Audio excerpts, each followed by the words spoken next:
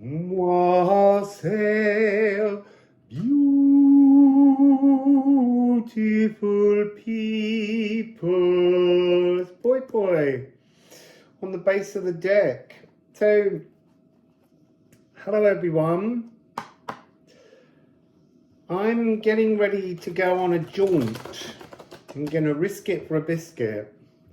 I've got this desire to go to Guernsey in the Channel Islands. Never been, and I'm being called to stones. There's something that I tuned into about the stones on Guernsey, like the many stones that there are in Bretagne.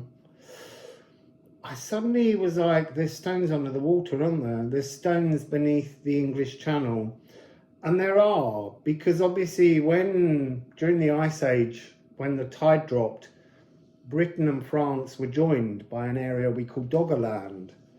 And so there's all these wonderful Neolithic stones beneath the sea. And I've been really tuning into the emotion of the stone. So it's interesting because I've seen another stone that I want to try and get to visit that is sitting half in water, half out, well, 3/4 out. Also, there's some other stones. There's so many stones around Dartmoor.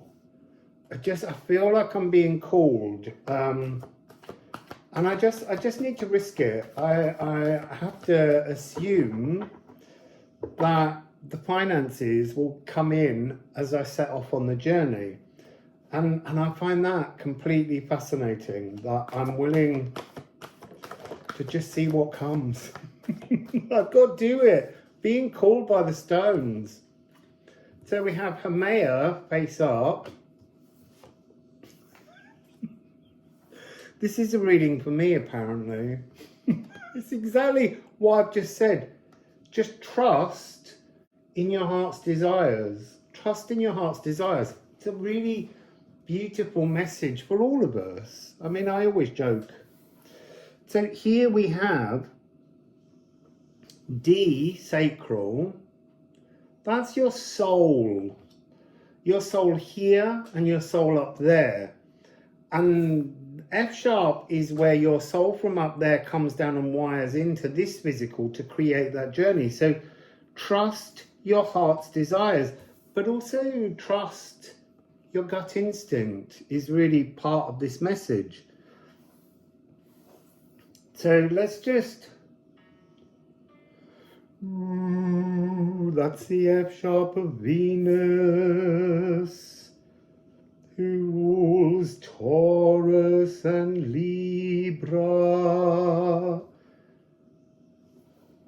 And then, is Haumea up there? I kind of wanted to do a perfect cadence resolution there. And Haumea up there. So let's just have you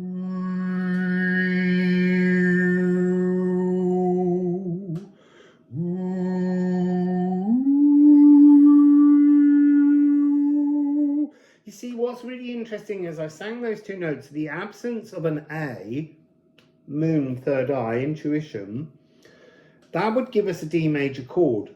But there's something about the absence of intuition. Don't think it, just feel it. Just have the gut feeling to do some kind of actioning. It's interesting that they are coming over as Crocus of Mars, because you have to have an intention. You have to have a well-intentioned intention. A well-intentioned plan, I guess. So let's look at the polarities. I am fallow, I am creative. So when you're not in tune with your soul, you're kind of fallow. You're not feeling creative. You're not sensing those gut instincts. And there's something of hygeia hidden within the gut instinct, because that's to do with the microbes that live inside our body, on our body, working with your consciousness. And this Venus is the space where your higher consciousness, your divine consciousness, roots in to the physical body. But there's something about this being your divine consciousness in your divine conscious soul. You see, I want to say your etheric body is a way of understanding it. And bringing that connection down and wiring it into this body by actioning something you know to just be right, to just be the correct solution. So I am creative, and Venus is, I am uncaring, I am compassionate. Venus fascinates me because if you go back to Aphrodite and before that Eros, Venus represents love, your heart's desires, the perfect cadence, getting everything you need. And yet sometimes it's really important for Venus to go out and have to manipulate to gain traction.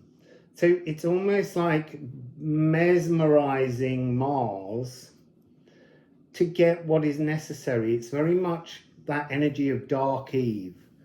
You know, in order to win the actioning frequency or the intention, the attention of the actioner, sometimes you must beguile. It's that energy of glamour.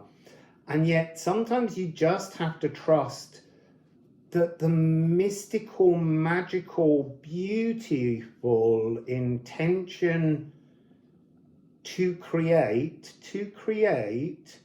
is enough to mesmerize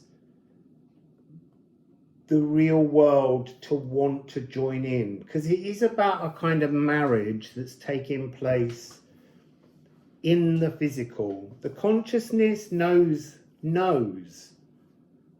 the answers, but the answers only come when the intention sets off on a journey to magnetize the actioning around it. It's like kind of manifesting or materializing. You just have to trust in it. Oh my goodness. So there is Crocus of Mars, and then I'm like, wow, and there's the magnetism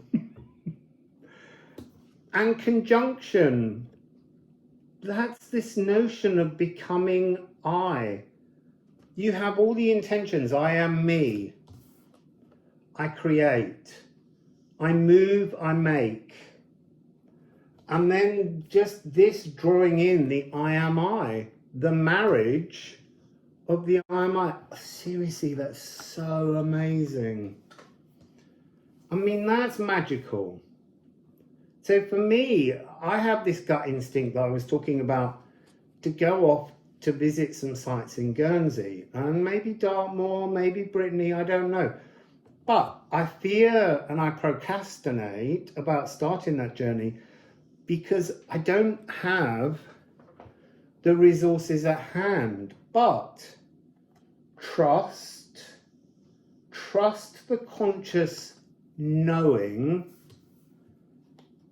and then the actioning will follow. It's so fascinating.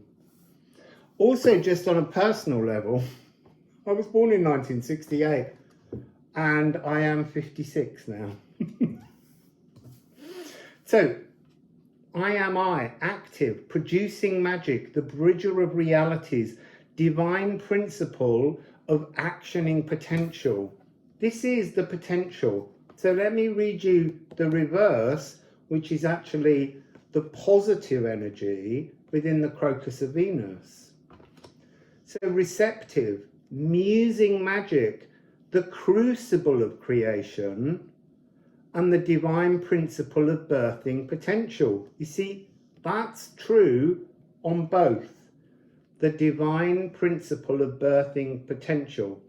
And one is wholly inspired to merge with my inner masculinity. The other is wholly inspired to merge with my inner femininity. This is about balance. How do you achieve balance? If you have and trust your gut instinct. You see, there's something about the gut instinct rather than the mind's dreams. The gut's instinct involves the biome. It involves the bacteria, and they are physically present in this physical reality and in the actioning space. So if it's a gut instinct to do something, there's something more profoundly powerful about what you can then draw in, because you're utilizing the symbiotic relationship of you, your consciousness, all this creative potential, and it's bringing it into a conjunction in the physical body, and it makes the magnet, the draw, how to bring this into being much more powerful. So there's a trust, birthing instinctual trust.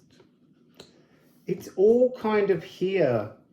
And yes, it's a message for all of us, but it is also a message for me, because when I shuffle cards for myself, I don't express the ideas into the real world like I do when I speak to all of you to help you to understand. So thank you for being there, so that sometimes I can hear messages that I won't otherwise acknowledge for my own journey as well as yours.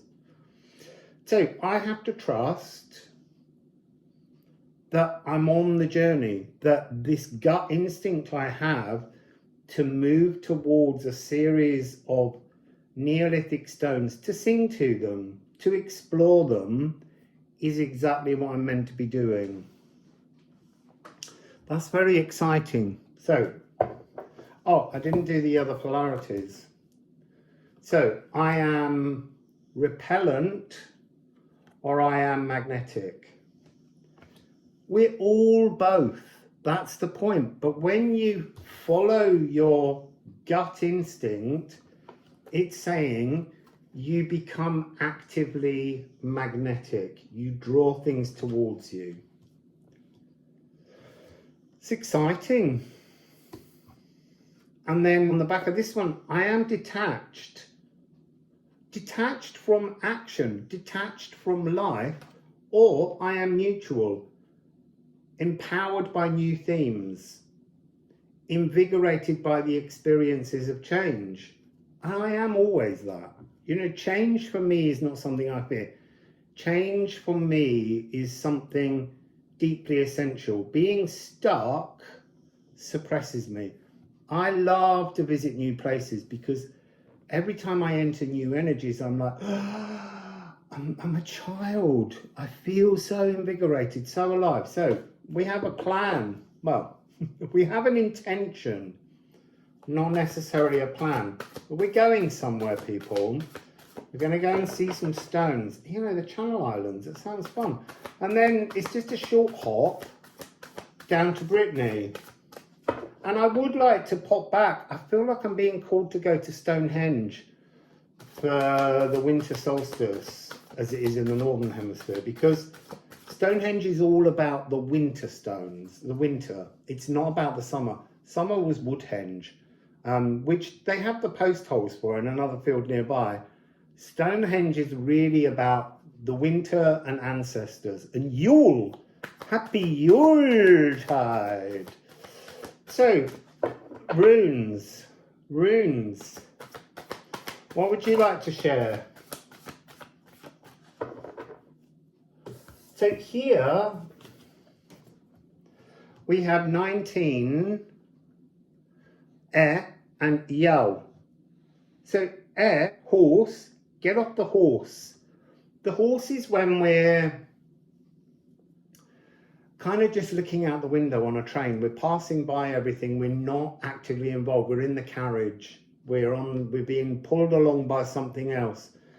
Yo is how we have our sacral. It's this again, the Haumea energy. And remember, Haumea is the Hawaiian goddess of creation. She has a magic stick, and when she waves it, all kinds of things appear out of season. So the runes are saying, get off the horse and find yourself. Don't be led by others. Follow your own gut instinct. And then we have two more. Oh my God. So we have Vane and Condor. Vane is, again, this goes so well with this one. Vane is about being like a weathercock on top of a spire or a building. And every time someone new comes along, you change direction, you change your feelings, you wear different clothing, different energies, different thoughts, different philosophies to match another. This is talking about stop doubting ourselves and be ourselves. Stop doubting ourselves, be ourselves. It's what made me titter was, just said earlier, I'm 56. So it's giving me 56, 56. It's like, come on, get on with it. 56, 56 is an 11, 11. This is another energy of transformative awakening. For all of us, you know, these options, when they're energetically there, they're not just for me, they're for all of us. So this here, cosmic doubt or phoenix, what do you want to be? Do you want to keep doubting? Or do I want to keep doubting? Do we want to keep doubting our gut instinct to create and materialize something? Or do we want to just embolden ourselves to become the phoenix, the cosmic phoenix? Condor is the frequency of the music of the spheres. It's the tune that the music of the spheres plays. Now, we can choose several things within that frequency. We can choose to be drowned by the frequency of others. We can choose to just keep blowing a trumpet as we march into a battle that others set up. Or we can choose to stick out like a sore thumb by singing the wrong chord, the wrong note.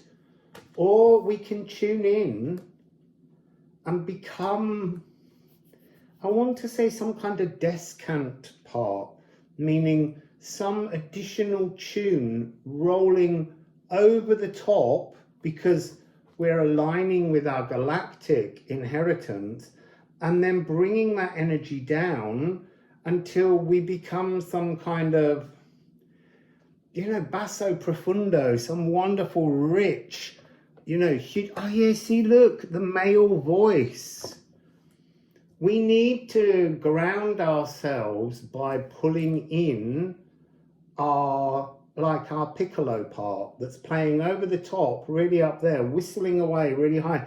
We need to bring it in. We need to become a contrabassoon. We need to, that's that rumble of the earth. Look, the music of the spheres is all out there. The earth, we're on it. So the frequency of the earth is that contrabassoon, very, very low, or double bass. It doesn't matter what you want to see it as. It could be a soft timpani roll or Pluto, but it's a low energy, and we need to connect that low energy, which, you know, for most of us, we don't have a deep male voice. That's not what we're gifted with, you know?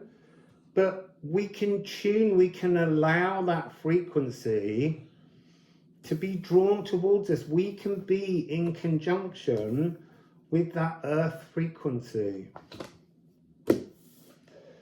So I think that's where I'm going to stop. That feels like a really gorgeous, magical message.